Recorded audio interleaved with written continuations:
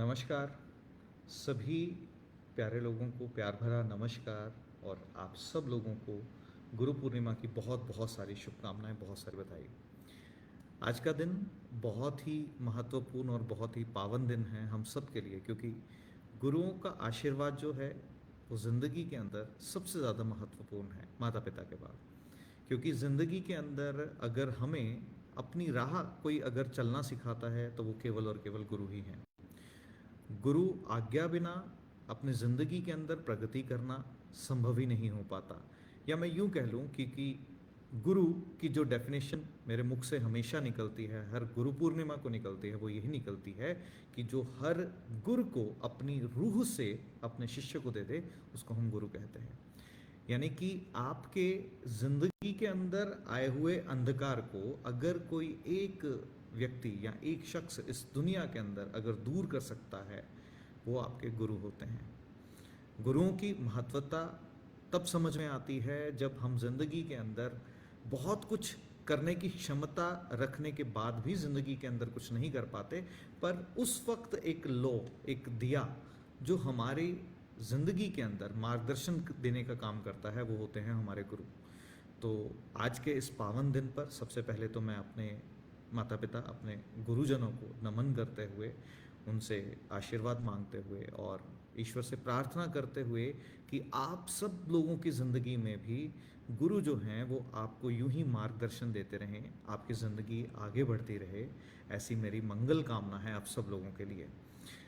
अगर इस दिन मैं थोड़ा सा आपको गुरु यानी कि एस्ट्रोलॉजिकल पॉइंट ऑफ व्यू से प्लैनेट बृहस्पति के बारे में समझाने का प्रयास करूँ तो मुझे लगेगा कि आज के दिन से उत्तम दिन नहीं हो सकता कि मैं बृहस्पति के बारे में यानी कि गुरु के बारे में बात करूँ। देखिए, जैसे कि मैंने आपको कहा कि ज़िंदगी के अंदर जब भी कभी अंधकार होता है, उस अंधकार के साथ जुड़ी हुई जो रोशनी होती है ना, वो गुरु की होती है। यानी कि आप ऐसे मानिए कि आप एक अंधेरी सुरंग से जब गुजरते हैं तो जब सुरंग खत्म होनी होती है ना, एक रोशनी की किरण आती है। वो किरण का जो काम है ना, वो हमारी ज़िंदगी के अंदर हमारे गुरुजन करते हैं। तो एस्ट्रोलॉजिकली जब प्लैनेट बृहस्पति को देखा जाता है, ये एकमात्र ऐसा प्लैनेट है जो बहुत सारे घरों के अंदर बहुत अच्छा फल देते हैं। डिपेंडिंग ऑन एस्ट्रोलॉजिकल चार्ट्स, हर एक व्यक्ति के स्वभाव, प्रभाव बहुत सारी चीज़ों के साथ साथ बदलते हैं, बट मेजरली अगर देखा जाए तो प्लैनेट जुपिटर का रोल हमारी ज़िंदगी के अंदर बहुत इंपॉर्टेंट रहता है। यहाँ तक कि सूर्य को प्रथम ग्रह माना जाता है, यानी कि सूर्य को जिसको राजा कहा जाता है ना, उसको हम प्रथम ग्रह मानते हैं।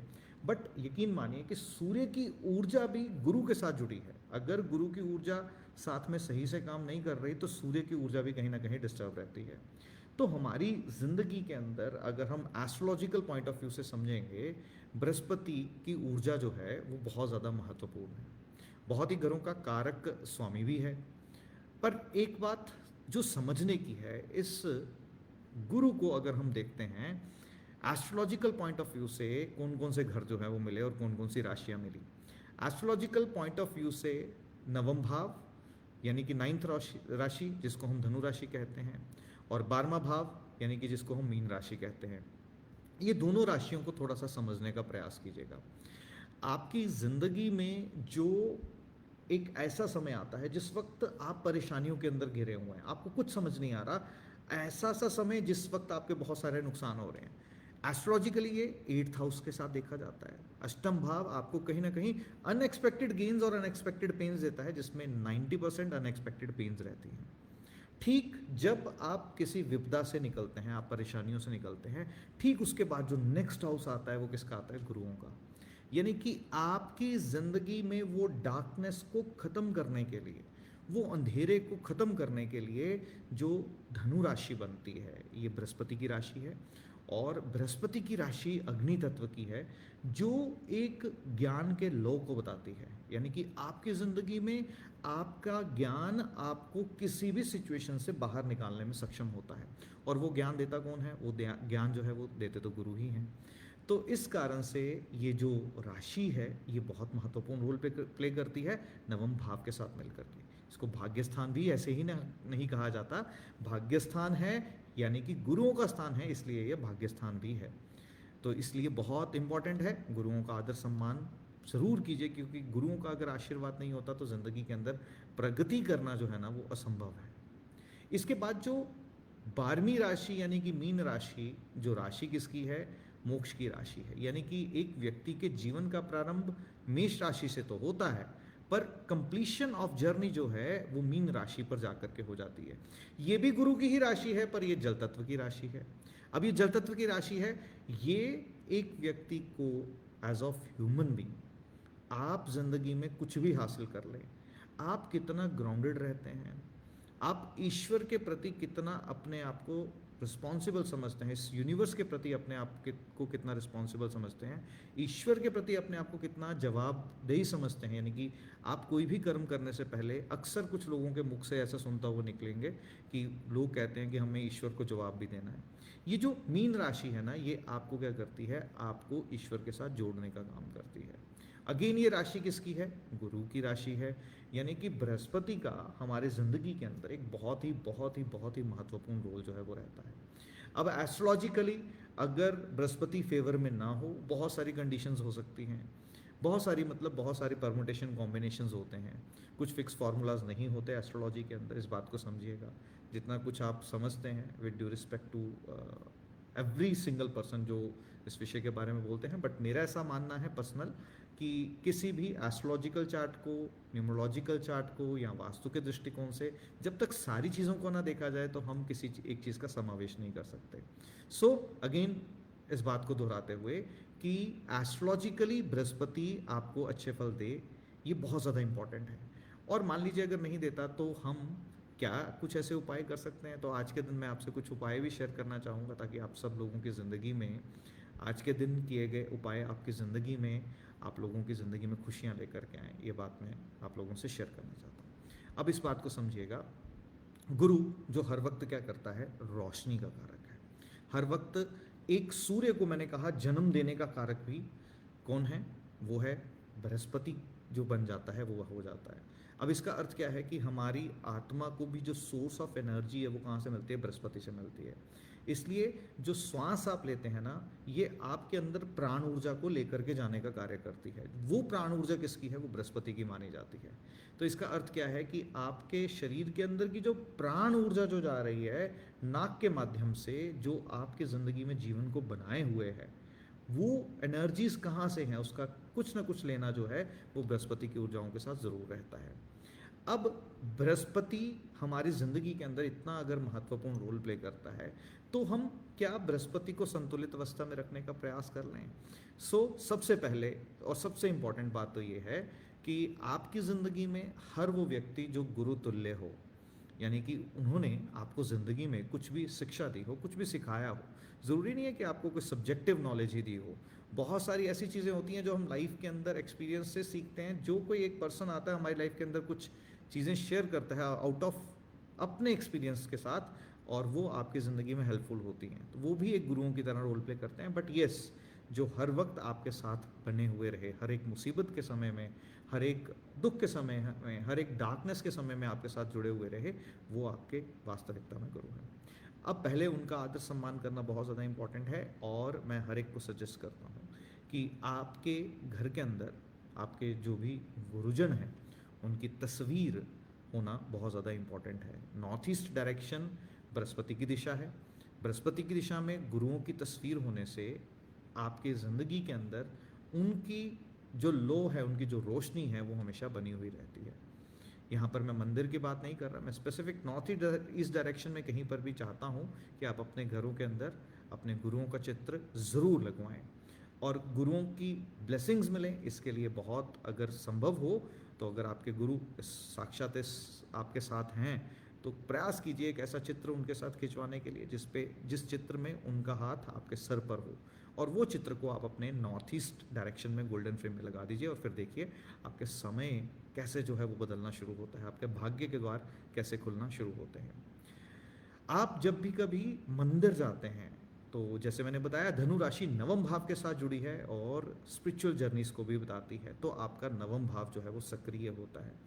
ज्योत जब आप जगाते हैं, क्योंकि वो भी किसके साथ जुड़ी है? धनु तत्व के अग्नि तत्व, धनु राशि के अग्नि तत्व के साथ जुड़ी हुई है। तो मंदिर में जाकर के जब जोत जगाते हैं तो आपका 9th हाउस जो है ना वो सक्रिय होना शुरू हो जाता है। और इसमें भी स्पेसिफिक अगर कहूँ, अगर पीपल के पेड़ के नीचे जा करके अगर आप जोत जो है, दिया जो है वो जगाना शुरू करते हैं संध्या काल के समय, तो आपकी ज़िंदगी का जो डार्कनेस है का पैच है ना वो ख़त्म होना शुरू होता है। ये 41 दिन लगातार अगर कर लें बहुत अच्छी बात है। अगर 41 दिन नहीं कर पाएँ, बीच में आपको कहीं जाना पड़ गया या किसी कारणवश भी बीच में गैप आता है, उतने दिन के दिए आप सेपरेट रख लें और फिर एक साथ जा कर के, मान लीजिए 4 दिन आप बीच में नहीं जा पा रहे, तो 4 या 5 दिन अगर नहीं जा पा रहे, उतने दिए आप सेपरेट रख लें और जब छठे दिन जाते हैं तो वो 6 दिए एक साथ जगा दें। तो 41 दिए लगातार जगाएं, एक मनोकामना को लेकर के, एक इच्छा को लेकर के, ताकि वो मनोकामना, वो इच्छा आपकी ज़िंदगी में पूर्ण जो है वो हो पाए। ये एक उपाय जो है वो बहुत ही ज़्यादा कारगर है। बृहस्पतिवार वाले दिन आपको क्या करना चाहिए, पीली हल्दी से अपने घर की दहलीज को ज़रूर साफ़ करना चाहिए। गुरु पूर्णिमा के दिन, आज का दिन, इस प्रयोग को ज़रूर कीजिएगा। ये बहुत ही कारगर है। आपके घर के अंदर नेगेटिव एनर्जीज जो हैं वो ठीक होना शुरू होती हैं, वो क्लीन होना शुरू होती हैं। ये बहुत ही सुंदर उपाय है।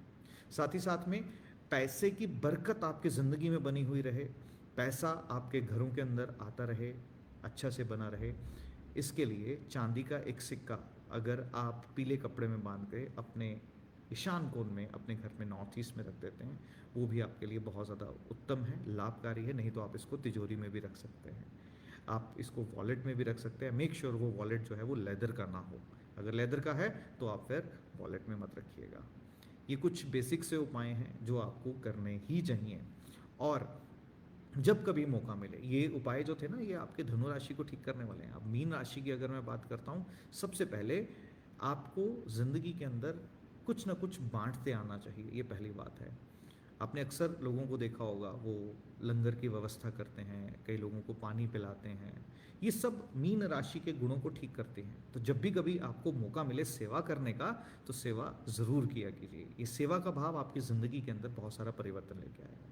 हाँ, आज मैं एक सब लोगों से ज़रूर चाहूँगा, जितने लोग भी मुझे देख रहे हैं, ये रील को, ये वीडियो को शेयर कीजिए अपने वॉल के ऊपर, ताकि हर एक तक ये मैसेज पहुँच पाए और हर एक की ज़िंदगी में अगर गुरुओं का प्रकाश आपके माध्यम से, आपके एक शेयर के माध्यम से अगर आ पाए, तो आप इसको भी एक गुरु का रोल जो है वो ज़रूर समझिएगा। क्योंकि गुरु का रोल, मैंने क्या कहा, कैसे भी कर करके एक लाइट का आ जाना। तो शायद ये जो बातें मैं शेयर कर रहा हूँ किसी एक के जीवन में क्लिक कर जाएं, जिनको डायरेक्टली मैं एक्सेस नहीं कर पा रहा, बट आपके थ्रू एक्सेस कर पाऊँ। जितने लोग ट्रिनिटी वास्तु के पेज के साथ जुड़े हैं, वो तो उन तक तो ये मैसेज पहुँच ही जाएगा। उसके अलावा बहुत ही अच्छा रहेगा कि अगर आप इसको शेयर करें तो। ये बात का ज़रूर ध्यान रखिएगा कि मीन राशि जो है ये बताती है कि आप अपनी ज़िंदगी में कितना ज़्यादा देने का भाव रखते हैं। तो जब भी कभी आपको मौका मिले, अपनी एक हैबिट बना लीजिए, आप एक दान जो है वो ज़रूर करना शुरू कीजिए। और नहीं कर पाते तो एक छोटा सा उपाय बता रहा हूँ, आपका बृहस्पति की ऊर्जाएं ठीक होनी शुरू हो जाएंगी। आपको क्या करना है, 1 रुपया, सिर्फ 1 रुपये का कॉइन डेली लेना है। डेली मतलब डेली, तो यानी कि साल के अंदर कितने हो गए, 365 दिन हो गए। इस 365 रुपये में आपकी ज़िंदगी के ना भाग्य जो है वो पूरा खुल जाएगा। करना क्या है आपको, इस बात को ध्यान से समझिएगा। 1 रुपया लेना है डेली। सुबह उठ करके अपने गुरुओं को याद करते हुए, नमन करते हुए, उस 1 रुपये को एक पिगी बैंक या एक गुल्लक लगा लीजिए, उसमें डालते जाइए। 1 जनवरी से शुरू कर लीजिए या आज से शुरू कर करके अगले साल के जब 364 दिन हो जाएंगे, 365 दिन हो जाएंगे वापस, तब तक आपके 365 कॉइन्स 1-1 रुपये के इकट्ठे हो जाएंगे। तब तक डेली आपको क्या करना है, 1 रुपया लेकर के उसमें डालना शुरू कीजिए। और जब 365 दिन हो जाते हैं तो लास्ट डे उसमें से पैसे निकाल करके इस पैसों का या किसी बच्चे को शिक्षा के लिए कुछ आप दे दीजिए। बहुत अच्छी बात है, किताबें लेकर के दे दीजिए, पेन लेकर के दे दीजिए, बहुत अच्छी बात है। नहीं तो किसी भूखे को, जो बहुत ज़्यादा भूखा हो, उसको भोजन करवा दीजिए, ठीक है। गाय माता की सेवा कर दीजिए, कुछ भी ऐसा काम कर दीजिए जिससे आपकी आत्मा को सुकून मिले। ये काम मैं मिनिमम बोल रहा हूँ, जिसकी 1 रुपये से छोड़ करके 1 लाख 1 करोड़ की भी समर्थ है, वो उतना कीजिए, बट मिनिमम 1 रुपया जो है वो आपको निकालना है। तो 365 रुपये ना आपके सबकॉन्शियस को ना ये मैसेज दे देंगे कि आप हर वक्त मांग नहीं रहे हो, आपको देना भी आता है। जैसे ही देने का भाव आपके अंदर आएगा ना, आपकी ज़िंदगी के अंदर परिवर्तन आना शुरू हो जाएगा। और आपके गुरुओं का आशीष, गुरुओं का आशीर्वाद जो है वो मिलना आप लोगों को प्रारंभ हो जाएगा।